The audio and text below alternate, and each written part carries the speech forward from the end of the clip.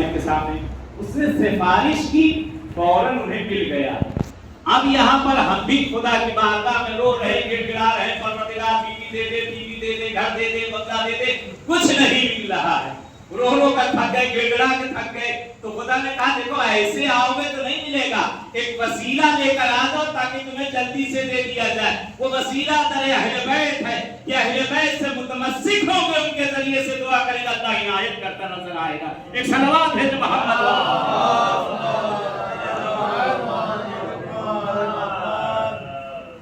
ادھر اہل بیت ہے جو ہمارے لیے ایک وسیلہ ہے، جو ہمیں اس بارگاہ کو ملا کر پہنچا دیتا ہے، ہمیں اصل منزل، ہمیں مقصد مآبا تک پہنچا دیتا ہے۔ ادھر اہل بیت بہرحال آج مجلس ایک باپ کے لیے رکھی گئی ہے، اور باپ اور ماں کا نام آتے ہی دل مچل جاتا ہے۔ اللہ جن کے والدین زندہ ہیں انہیں پروردگار پورے حیات عنایت کرے، اور جن کے والدین میں سے کوئی بھی دنیا سے جا چکا، پروردگار انہیں کروٹ چین عنایت کرے۔ باپ اور ماں یہ بہت بڑی نعمت ہوتی ہے،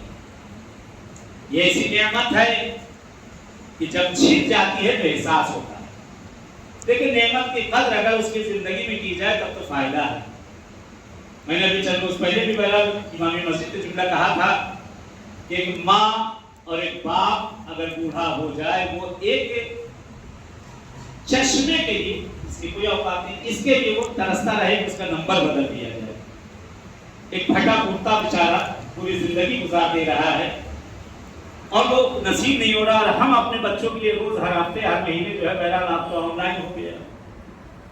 دکان کھلی ہوئی ہے، بہرحال آرڈر کریے، دروازے پہ آ جا رہا ہے۔ پہلے ہوتا تھا بچے لے کر آتے ہیں ماں باپ سے چھپا کر، اسے بازاروں سے کہ ماں باپ دیکھ نہ لیں، کمرے میں گھس جایا کرتے، تب تو اس سے زیادہ چھپا ہوا ہو گیا، کنارے کچھ لگا دیا، آیا اوپر سے رکھا ہے، ہمیں سکھا دیا گیا، ماں باپ کی نگاہ ہی نہ پڑے، ماں باپ کی نگاہ دیکھ نہ سکتے۔ ایک بوڑھا باپ، ایک بوڑھی ماں ایک دوا، ایک ٹیبلٹ کے لیے ترستی رہے، ایک بوڑھا باپ ایک پیرہن کے لیے، ایک کرتے کے لیے ترستا رہے، اس کے مرنے کے بعد فیکٹریاں لگا دو، کسی کام نہیں، اس کے مرنے کے بعد وہ مسلم جو اپنے لکھنؤ کا دستور ماشاءاللہ شاہی کھانے آپ بنا دیجیے، کوئی فائدہ نہیں۔ زندگی میں جو ایک لقمے کو ترستا رہا، ایک لباس کو ترستا رہا، اگر وہ نہ کر سکے پھر کوئی فائدہ نہیں ہے۔